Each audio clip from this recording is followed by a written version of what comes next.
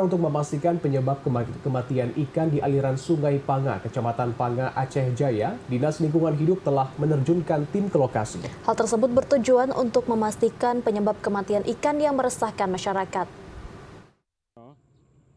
Dinas Lingkungan Hidup atau DLH Kabupaten Aceh Jaya bersama instansi terkait telah mengambil sampel air di Sungai Panga, Kabupaten Aceh Jaya untuk menyelidiki penyebab kematian massal ikan.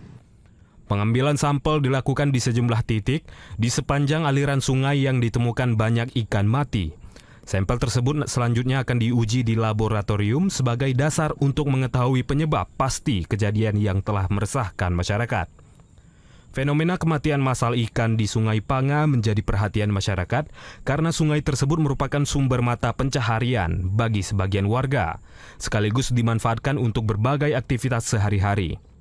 Kepala Bidang Pengawasan dan Pengendalian Lingkungan DLH Aceh Jaya, Dewi Elvira, mengatakan pihaknya telah turun langsung ke lokasi bersama instansi terkait guna melakukan pengambilan sampel yang dibutuhkan untuk proses pengujian laboratorium.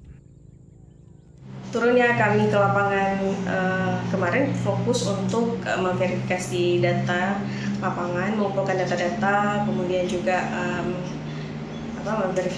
memverifikasi lapangan dan juga mengamankan sampel di beberapa titik guna untuk memastikan bahwa pengawasan lingkungan ini berjalan secara terbuka dan juga objektif.